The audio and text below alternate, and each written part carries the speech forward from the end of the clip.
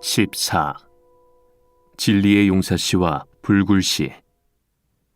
목자들과 작별한 그들은 얼마 안가 예전에 크리스천이 배교의 도시에서 온 변절을 만났던 곳에 이르렀다. 여기서 안내자인 담대씨는 그들의 주의를 환기시킬 필요가 있음을 느꼈다. 담대씨가 말했다. 이곳이 바로 크리스천이 변절을 만났던 곳입니다. 그의 등에는 배반자라는 낙인이 찍혀 있었죠. 그 사람에 관해서 몇 가지 말씀드리죠. 그는 남의 충고를 절대 듣지 않는 사람이라서 일단 타락한 뒤에는 아무도 그를 설득해 돌이킬 수 없었죠. 그가 십자가와 무덤이 있는 곳에 도착했을 때 어떤 사람이 나타나서 그것들을 보라고 타일렀지만 변절은 이를 갈고 발을 구르면서 자기는 고향으로 돌아갈 결심이 굳게 섰다고 악을 썼죠. 그는 좁은 문에 이르기 전에 전도자를 만났습니다. 전도자는 그에게 안수하면서 다시 순례길을 가도록 권면했죠. 그러나 변절은 그에게 반항하면서 많은 모욕을 준 후에 담을 넘어 도망치고 말았습니다. 그리고 나서 일행은 다시 계속해서 길을 갔다. 예전에 작은 믿음이 강도를 만났던 곳에 이르니 한 남자가 긴 칼을 들고 얼굴은 피투성이가 된 채 서 있었다. 담대씨가 말했다. 당신은 누구요? 남자가 대답했다. 나는 진리의 용사라는 사람으로서 천성을 향해 가는 순례자입니다. 내가 이 길을 걷고 있는데 갑자기 세 사람이 나타나서는 다음 세 가지 제안 중 하나를 택하라 하더군요. 자기네 편이 되든가, 아니면 고향으로 되돌아가든가, 아니면 이 자리에서 죽든가 하라는 것입니다. 첫 번째 제안에 대해 나는 이렇게 대답해 주었습니다. 오랫동안 내가 진리의 사람으로 살아왔는데 지금 강도들과 운명을 함께할 수는 없다고요. 그러자 그들은 두 번째 제안에 대해서는 어떻게 생각하느냐고 묻더군요. 그래서 나는 내 고향에 관해 이야기해 주었습니다. 만약 내가 고향에서 평안함을 느꼈다면 결코 고향을 버리지 않았을 테지만 그것이 내게 정말 부적합하고 유익도 주지 못하는 줄 알았기 때문에 고향을 버렸다고요. 그랬더니 세 번째 제안에 관해서는 어떻게 생각하느냐고 묻더군요. 그래서 나는 고귀하고 값진 내 생명을 가볍게 주어버릴 수는 없다고 말했지요. 뿐만 아니라 너희는 내 선택과 아무 관련이 없으니 괜히 간섭하다가는 혼이 날 줄 알라고 호통을 쳤지요. 그러자 새놈, 즉 난폭과 무분별과 독단이 칼을 뽑아들고 덤비더군요. 나도 칼을 뽑아 함께 싸웠지요. 나는 3명을 상대해서 약 3시간 정도 싸움을 했습니다. 보다시피 그자들은 내게 몇 군데 칼자국을 남겨주었고 나도 그들에게 상처를 주었습니다. 그들은 방금 도망쳤는데 그들의 말을 듣자 하니 당신들이 오는 소리를 듣고 도망간 것 같습니다. 담대. 혼자서 3명을 상대하다니 굉장히 불공평한 싸움이었군요. 진리의 용사. 사실입니다. 그러나 진리편에 서 있는 사람에게는 수의 많고 적음이 문제가 아니지요. 누군가가 이렇게 말하지 않았습니까? 군대가 나를 대적하여 진칠지라도 내 마음이 두렵지 아니하며 전쟁이 일어나 나를 치려 할지라도 나는 여전히 태연하리로다. 그리고 나는 한 사람이 많은 군대와 싸웠다는 기록도 읽어보았지요. 삼손이 나귀 턱뼈로 몇 사람이나 죽였는지 아십니까? 담대. 왜 사람들에게 구해달라고 소리를 치지 않으셨습니까? 진리의 용사. 내 임금께 소리를 쳤지요. 그분은 늘 내 말을 들으시고 보이지 않는 손길로 도와주시지요. 나는 그것으로 충분합니다. 담대. 참 가치 있는 행동을 하셨습니다. 그 칼을 좀 보여주시겠습니까? 그가 칼을 주자 이를 받아들고 잠시 살펴보던 담대가 말했다. 아하, 이것은 올바른 예루살렘의 검이군요. 진리의 용사. 그렇습니다. 누구든 손에 이 검 한 자루와 이를 다룰 수 있는 기술만 갖고 있으면 감히 천사들과도 겨뤄볼 수 있지요. 어떻게 내리치는 줄만 알면 결코 이 칼을 잡는데 두려워할 필요가 없습니다. 이 칼날은 무뎌지는 법이 없으며 살과 뼈뿐 아니라 영과 혼까지도 찔러 쪼갤 수 있지요. 담대. 그런데 그렇게 오랫동안 싸우시고도 피곤해하지 않으시니 이상하군요. 진리의 용사. 나는 칼이 내 손에 붙을 정도로 싸웠지요.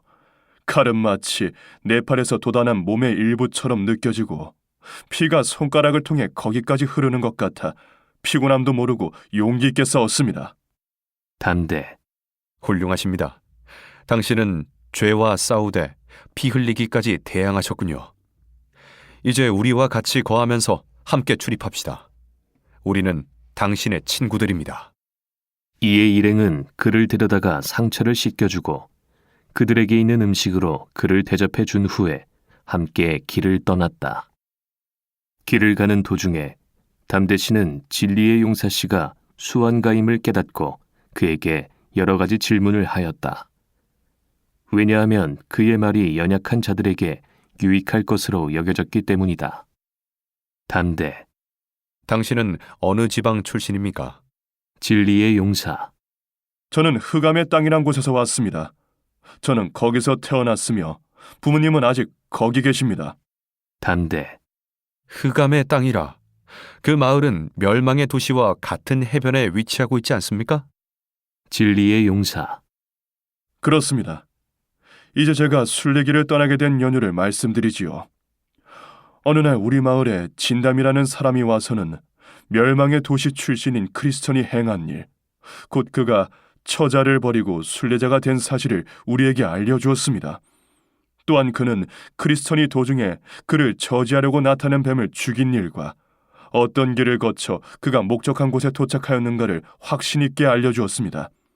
그리고 모든 주님의 중간 숙소에서 어떻게 그를 영접했으며 특히 천성문에 이르렀을 때 어떻게 그를 환영했는지에 관해 알려주었습니다. 거기서 크리스천은 나팔 소리와 함께 빛나는 자들의 영접을 받았다고 하더군요. 그를 맞이할 때 모든 천성의 종들이 기쁨으로 일제히 울리기 시작하였고 그의 몸에는 금으로 된 옷이 입혀졌다고 했습니다. 이런 말을 다 하자면 한이 없습니다. 한마디로 말해 그 사람이 알려준 크리스천과 그의 여행에 관한 이야기가 내 마음에 불을 질러 그를 따르지 않고는 못 배기게 만들었습니다. 부모님도 나를 막을 수는 없었지요.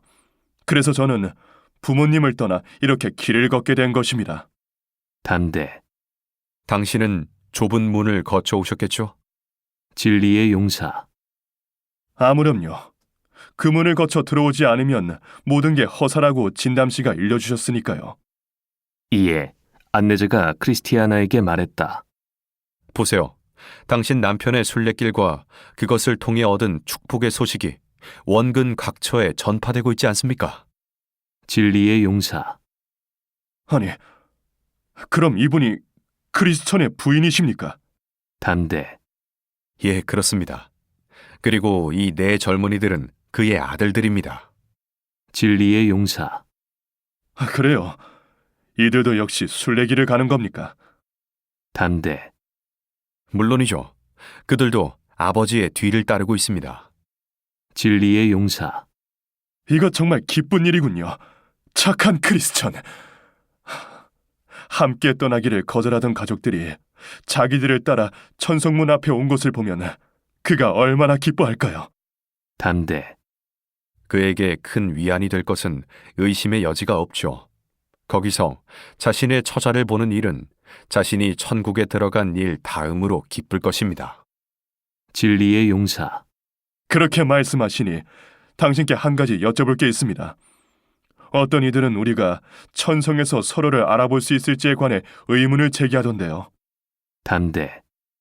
그들은 천국에서 자신들을 못 알아보고 자신들이 이 큰 축복 속에 있다는 사실을 깨닫지 못하리라고 생각하십니까? 그들이 자신들을 알고 자신들의 축복을 누릴 수 있다면 왜 다른 사람들과 그들의 복락을 즐거워하지 못하겠습니까? 다시 말하건대 우리에게 친척들은 제2의 자아라고 할 수 있으니 비록 천국에서는 그 관계가 와해된다 할지라도 친척들을 못 보는 것보다는 친척들을 보는 편이 훨씬 더 즐거우리라고 쉽게 단언할 수 있죠. 진리의 용사. 예, 당신의 말씀은 대강 알아듣겠습니다. 제가 순례길을 떠나게 된 것에 관해 더 물어보실 것은 없으십니까? 담대. 있습니다. 당신이 순례자가 되고자 할 때 부모님은 반대하지 않으셨습니까? 진리의 용사. 물론 반대하셨지요. 그들은 상상할 수 있는 모든 수단을 다 사용해서 저를 집에 묶어두려고 하셨지요. 담대. 그분들이 뭐라고 하며 반대하셨습니까? 진리의 용사.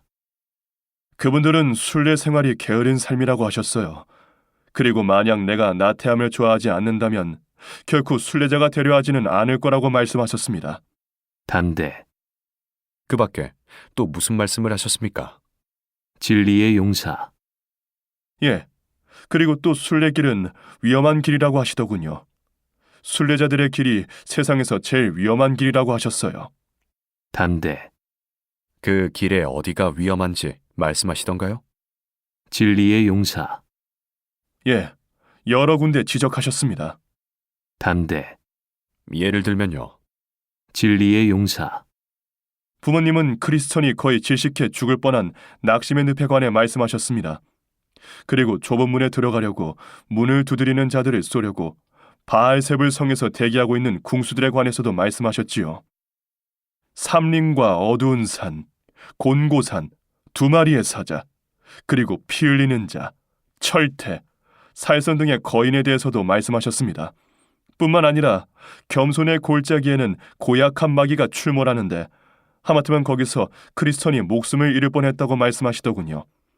또 사망의 음침한 골짜기에는 꼬마 귀신들이 우글대며 빛이 곧 어둠이고 길에는 함정과 구덩이와 덫이 가득하다고 하시더군요. 부모님들은 또 절망 거인과 의심의 성과 거기서 죽임을 당한 순례자들의 이야기도 해주셨습니다.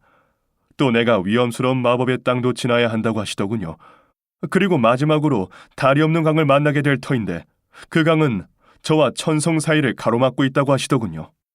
담대. 그 말씀뿐이었습니까? 진리의 용사. 아니요. 그 외에도 부모님들은 이 길에 착한 사람들을 실족시키려고 기다리는 악한 사람들과 사기꾼들이 우글거린다고 하시더군요. 담대. 구체적으로 어떻게 설명하시던가요? 진리의 용사. 그분들 말씀에 의하면 세속 현자 씨가 사람을 속이려고 숨어 기다린다고 하였어요. 그리고 허례와 위선이 늘 길에서 서성대며 사심, 수다쟁이, 대마 등도 날 미혹하려 덤빌 거라고 하셨습니다. 아첨쟁이는 나를 그물에 올가 넣으려 할 것이고 풋내기 무지는 천성문을 향해 나와 함께 가는 척하다가 거기서부터 돌이켜 지옥행 새길인 언덕 옆의 구멍으로 깨어들이려 할 것이라고 말씀하셨습니다. 담대. 그 이야기만으로도 당신의 용기를 꺾는데 넉넉했겠습니다. 부모님의 말씀은 그것으로 끝났습니까? 진리의 용사. 아닙니다. 또 있었어요. 부모님은 사람들이 시시때때로 이야기되는 천국의 영광을 찾을 수 있을까 싶어 그 오래된 길에 들어섰다가 한참 만에 다시 돌아와서는 집을 떠나 그 길로 들어선 자신들이 바보였다고 탄식해 마을 사람들을 즐겁게 한 적이 많았다고 하셨습니다.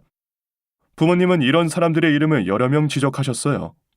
고집쟁이, 유순, 불신, 겁쟁이, 변절, 늙은 무신론자 등이었지요. 이 사람들 중 더러는 퍽 멀리까지 가서 천국을 발견해 보려고 시도했지만 결국 한 사람도 찾지 못하고 돌아와서는 여행을 통해 터럭만큼의 유익도 얻지 못했다고 말했답니다. 담대. 그 외에 또 당신의 길을 꺾는 말씀은 없으셨습니까? 진리의 용사. 있었습니다. 그분들은 순례자 두려움 씨에 관해서도 말씀하셨는데 두려움 씨는 하도 고독한 길을 가는 바람에 편한 마음으로 지낸 적이 한 번도 없다고 하셨어요. 또 낙심 씨는 그 길을 가다가 굶어 죽은 것 같다고 하시더군요. 그리고 깜빡 잊을 뻔했는데 크리스천 자신도 하늘나라 면류관을 바라고 그렇게 위험을 무릅쓰었지만 결국엔 시커먼 강물에 빠져 한 걸음도 더 못 가고 질식해 죽었다는 소문이 나돌기도 했습니다. 담대. 그런 말을 듣고도 당신의 용기가 꺾이지 않았습니까? 진리의 용사. 예, 그런 말들은 아무렇지도 않게 여겨졌습니다. 담대, 어떻게 그럴 수 있었습니까? 진리의 용사, 저는 진담 씨의 말이 옳다고 굳게 믿었거든요. 이를 통해 모든 것을 물리칠 수 있었습니다. 담대, 그것은 참 당신의 승리였군요. 믿음의 승리. 진리의 용사, 그렇습니다. 내가 믿었기 때문에 집을 떠나 이 길에 들어섰고 도중에 나를 방해하는 모든 것들과 대항해 싸웠으며 믿음으로 여기까지 오게 된 것입니다. 진정한 용기를 보고자 하는 자는 이리로 오라. 바람이 불고 날씨가 굳어도 여기 있는 이는 늘 변함없으리. 어떠한 일도 그를 실망시키지 못하고 순례자가 되겠다는 그의 처음 서원을 굽히지 못하리라. 우울한 이야기로 아무리 그를 공격해도 말하는 자들만 당혹하게 될 뿐 그의 힘은 더욱 강해지네. 사자도 그를 놀라게 못하니 거인과 싸울지언정 순례자가 되는 걸 포기하진 않으리라. 꼬마 귀신과 못된 마귀들도 그의 용기를 꺾을 수 없다네. 종말에 결국 생명을 상속받을 줄 아노니 헛된 이야기여 물러가라. 사람들의 말에 그는 두려워 않으리니 밤낮 힘써서 순례자가 되리라. 이 즈음에 그들은 마법의 땅에 들어서고 있었다. 그곳의 공기는 자연히 사람을 졸립게 만들었다. 이곳은 여기저기 마법에 걸린 정자가 있는 곳을 제외하고는 전 지역이 가시나무와 찔레로 덮여 있는데 사람이 그 정자 위에 올라가 앉거나 그 안에서 잠이 들면 이 세상에서는 영영 깨어나지 못한다는 소문이 있었다. 그리하여 일행은 하나씩 줄지어 이 수풀을 지나갔다. 담대 씨가 안내자로서 맨 앞에 서고 진리의 용사 씨가 제일 뒤에 왔다. 진리의 용사 씨는 마귀나 용, 거인, 도둑들이 뒤쪽을 기습하여 해를 끼치지 못하도록 경계하는 임무를 맡았다. 그들은 이곳이 위험한 지역임을 알고 있었으므로 각자 칼을 뽑아들고 앞으로 나아갔다. 또한 그들은 할 수 있는 한 서로를 격려해 주었다. 담대 씨는 심약 씨에게 자기를 바짝 따라오라고 명령했고 낙심 씨는 진리의 용사 씨 바로 앞에서 나아갔다. 그들이 얼마 못 가서 자욱한 안개와 어둠이 그들을 덮었다. 그리하여 상당히 오랫동안 그들은 서로의 모습을 거의 볼 수 없었으므로 말소리를 통해 서로를 알아차리며 길을 걸을 수밖에 없었다. 건장한 남자들도 걸어가기가 힘드니 육체와 마음이 다 연약한 여자와 아이들은 오죽했을까 짐작할 수 있을 것이다. 그럼에도 불구하고 그들은 앞서 인도하는 자와 뒤에서 호위하는 자의 격려를 들으며 비교적 빨리 움직여 나갔다. 또한 그 길은 진흙투성이어서 발이 끈적끈적해 무척 걷기가 힘들었다. 게다가 이 지역에는 연약한 행인들이 쉴 수 있는 여관이나 음식점이 하나도 없었다. 그래서 일행은 신음하며 헐떡거리며 한숨을 쉬었다. 어떤 이는 덤불에 걸려 쓰러지는가 하면 어떤 이는 진흙에 빠져 꼼짝을 못했다. 아이들은 진창에서 신을 잃어버리기도 했다. 한 사람이 나 넘어졌어요 라고 외치면 다른 사람이 다들 어디 있습니까? 라고 외치고 또 다른 사람은 나 나무 덤불에 걸려서 꼼짝 못하겠어요. 도저히 빠져나갈 수 없을 것 같아요. 라고 말했다. 그러다가 그들은 한 정자에 이르렀다. 이 정자는 처마가 정교하게 장식되어 있고 나뭇잎으로 아름답게 덮여 있으며 벤치와 등받이 의자들이 갖추어져 있어 따뜻하며 순례자들이 쉬어가기에 안성맞춤인 듯이 보였다. 또 그 안에는 피곤한 자들이 눕기에 좋은 푹신한 소파도 있었다. 지저분한 길에서 고생한 순례자들에게는 분명 이 모든 것이 하나의 유혹이었음에 틀림없었다. 그러나 일행 중에는 거기서 쉬어가려는 신용조차 하는 사람이 없었다. 왜냐하면 그들은 안내자인 담대 씨의 충고에 늘 주의를 기울였기 때문이었다. 담대 씨는 위험이 닥칠 때마다 그들에게 경고와 더불어 위험의 성격까지 성실하게 일러주었고, 일행은 위험이 닥치면 늘 마음과 정신을 굳게 가다듬고 서로 육체를 부인하라고 격려하였다. 그들이 본 정자의 이름은 게으른 자의 친구였는데, 이 정자는 할 수만 있으면 지친 순례자들을 미혹해 꿰어들이려고 세워진 것이었다. 이때의 나는 순례길을 떠나는 사람이라면 누구나 이러한 지도를 꼭 하나 가지고 가면서 어느 쪽 길로 가야 할지 망설여질 때 그것을 펴봐야 하겠다는 생각을 했다. 그들은 계속 이 마법의 땅을 지나가다가 한 길가에 세워진 또 다른 정자를 보았다. 그 정자 안에는 두 사람이 누워 있었는데 그들의 이름은 경솔과 무모였다. 이 두 사람은 순례길을 가다가 여기에 와서는 행로의 피곤함을 참지 못하고 쉬려고 앉았다가 곧 잠이 든 것이었다. 이들을 본 순례자들은 걸음을 멈추고 가련한 생각에 머리를 저었다. 그리고 일행은 저 잠자는 자들을 그냥 두고 갈 것이냐, 아니면 가서 그들을 깨울 것이냐에 관해 의논을 하였다. 결국 그들은 두 사람에게 가서 할 수만 있다면 그들을 깨우되 정자의 의자에 앉거나 그 외의 편의시설에 몸을 기대지는 않도록 주의한다는데 의견의 일치를 보았다.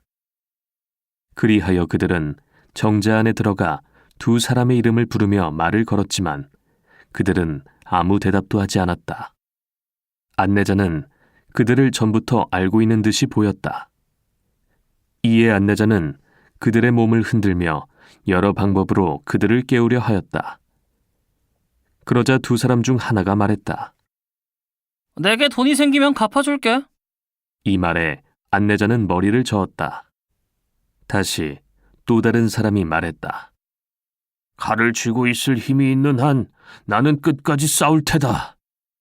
이 말을 듣고 소년 중 하나가 웃음을 터뜨렸다. 크리스티아나가 말했다. 이게 무슨 말입니까? 안내자가 말했다. 잠꼬대를 하는 겁니다.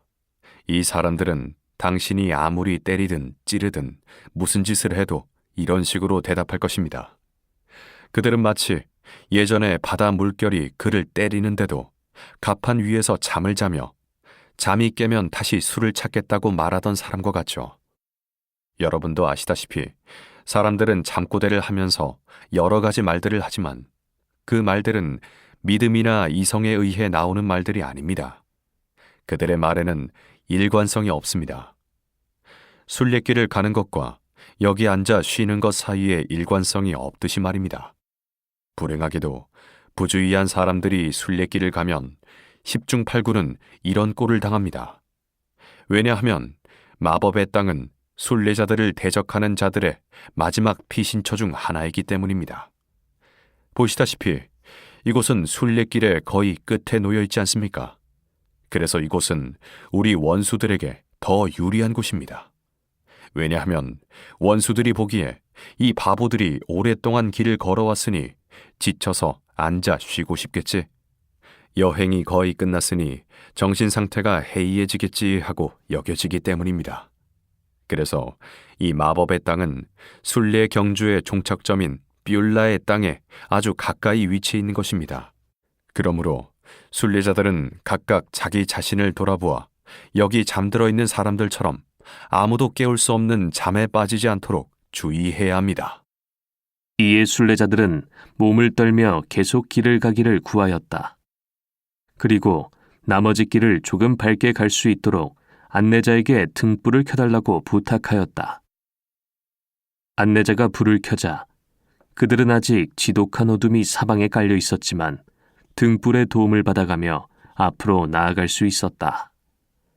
그러나 극도로 지치기 시작한 아이들은 순례자들을 사랑하시는 왕께 기도하여 좀 더 길을 평탄하게 해달라고 부르짖었다. 그러자 얼마 가지 않아 바람이 일어나더니 안개를 몰아가 버려 공기가 다소 맑아졌다. 하지만 아직 마법의 땅을 벗어난 것은 아니었고 다만 피차의 모습을 좀 더 잘 보며 길을 갈 수 있다는 것뿐이었다. 그들이 이 땅을 거의 벗어날 무렵에 얼마 떨어지지 않은 앞에서 누군가가 고민하는 듯한 심각한 소리가 들려왔다.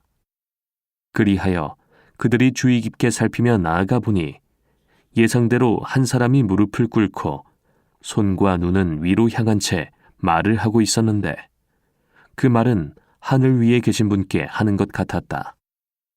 그들은 가까이 갔지만 감히 무슨 말을 하느냐고 물을 수가 없어 끝날 때까지 잠자코 다가가기만 했다.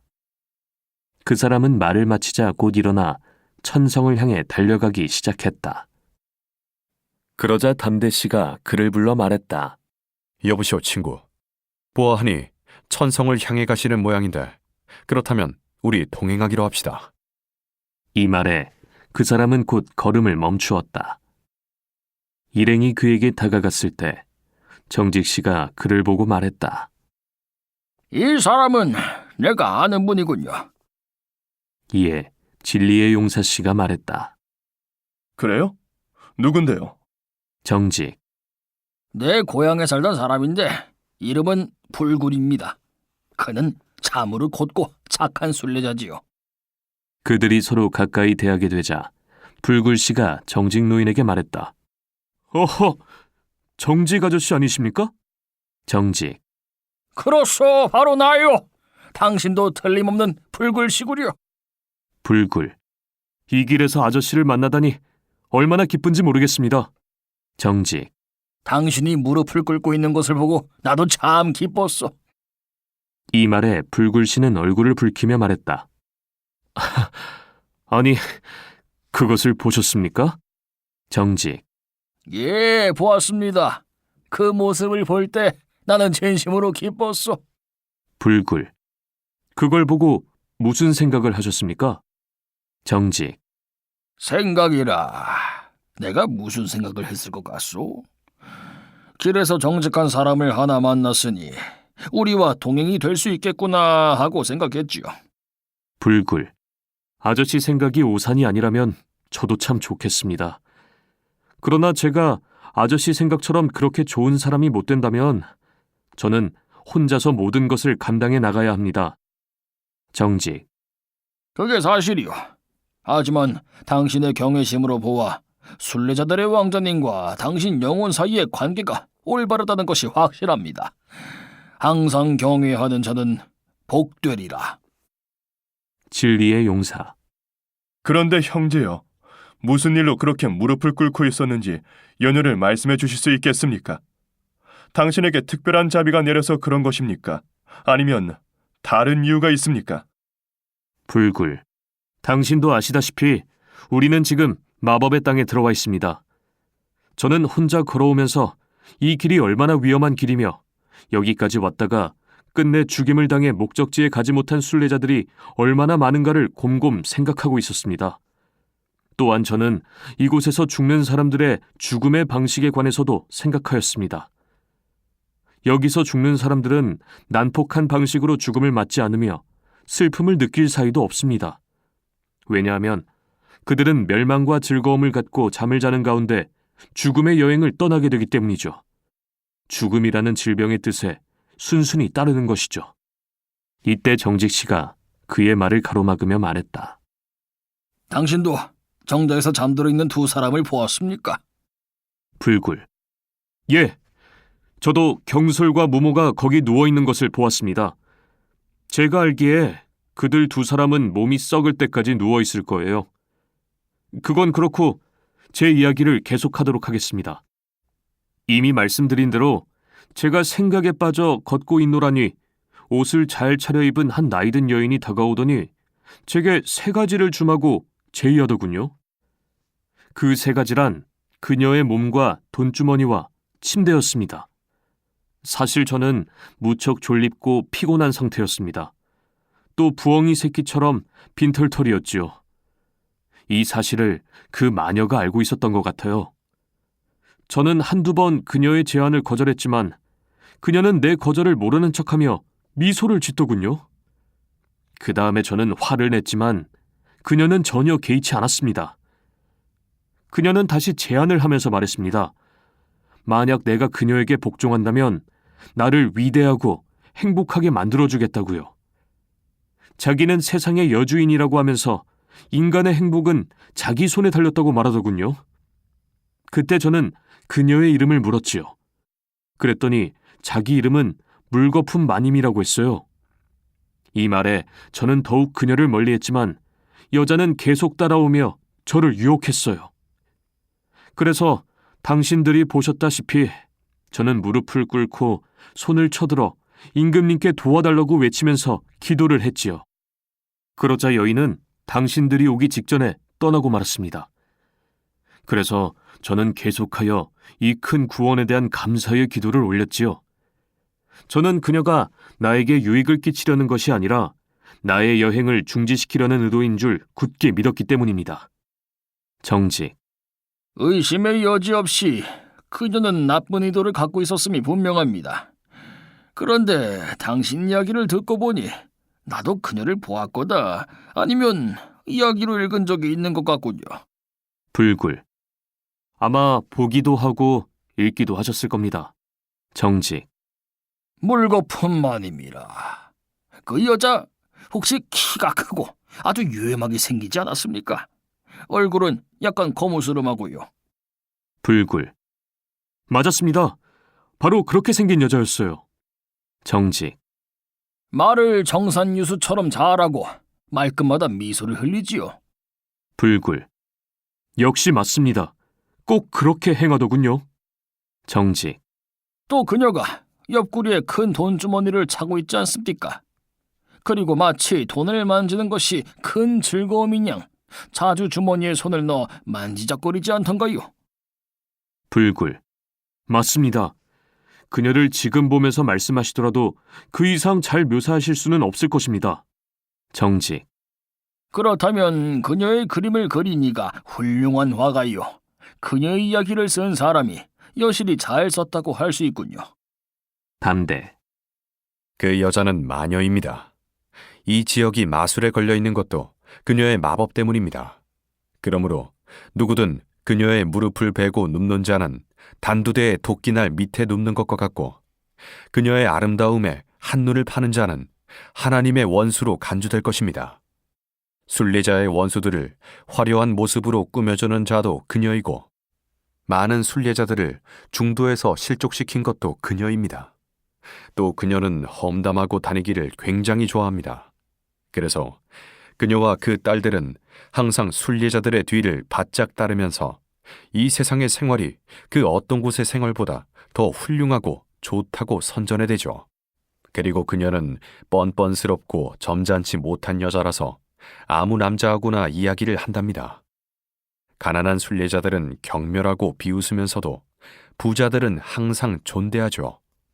어떤 곳에 간교한 꾀로 돈을 많이 번 자가 있으면 그녀는 집집마다 찾아다니며 그 사람을 칭찬합니다. 그녀는 축제와 연회를 아주 좋아하죠. 그래서 그녀는 항상 잔치상을 찾아다닌답니다.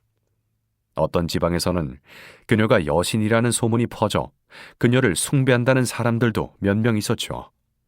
그녀는 일부러 시간을 내어 공개적으로 곳곳에서 속임수를 벌이기도 한답니다. 거기서 그녀는 자기가 그 어느 누구보다 더 착하다고 떠들어댑니다. 그녀는 누구든 자기를 사랑해주고 따르면 그 자식의 자식들과도 함께 살아준다고 약속하죠. 또 어떤 특정한 장소에서 특정한 사람들에게는 돈을 물 쓰듯이 쓴답니다. 그녀는 남들로부터 추앙받고 칭찬받기를 좋아하며 남자를 품에 안기기를 좋아합니다. 자기의 소유물을 칭찬하는 데에는 필요를 모르고 자기를 좋게 여기는 자들을 가장 사랑한답니다. 그녀는 자기의 권유를 따르면 왕국과 면류관을 주겠다고 약속하지만 많은 사람들을 교수대로 보내고 그 수효의 10,000배도 더 되는 사람들을 지옥으로 보내죠. 불굴. 아, 그러니 내가 그녀를 거절한 것이 얼마나 큰 은혜인지 모르겠군요. 그녀가 날 어디로 끌고 가려 했을까요? 담대. 어디인지는 하나님 외에 알 사람이 없죠. 하지만 일반적으로 볼 때 그녀는 당신을 여러 가지 어리석고 해로운 정욕에 떨어뜨려 파멸과 멸망에 빠지게 했을 것이 분명합니다. 그녀는 압살롬을 꾀어 아버지에게 반기를 들게 했고 여로보암을 꾀어 주인을 거역하게 했습니다. 또 유다에게 주님을 팔아넘기게 하고 대마를 유혹해 경건한 순례 생활을 벌이게 한 것도 그녀였습니다. 그 외에도 그녀가 끼치는 폐해는 이루 헤아릴 수가 없습니다. 임금과 백성들 사이를 이간시키는 자도 그녀요. 부모와 자식들 간의 불화를 일으키는 것도 그녀요. 이웃과 이웃을, 남편과 아내를 불화하게 만드는 것도 그녀요.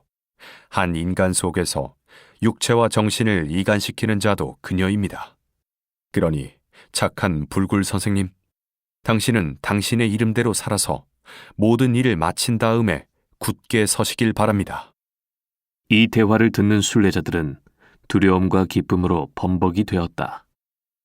그러나 결국 그들은 이러한 노래를 부르며 길을 걸었다. 순례자들이 얼마나 많은 위험을 만나며 원수들이 또한 얼마나 많은지, 죄로 이끄는 길이 얼마나 많은지도 우리 죽을 수밖에 없는 인간은 아무도 모른다네. 도랑을 건너며 몸이 더러워진 자들이 진흙탕 속에 텀벙 누워버릴 수도 있고 뜨거운 석쇠를 피한 자들이 불 속에 뛰어들기도 하느나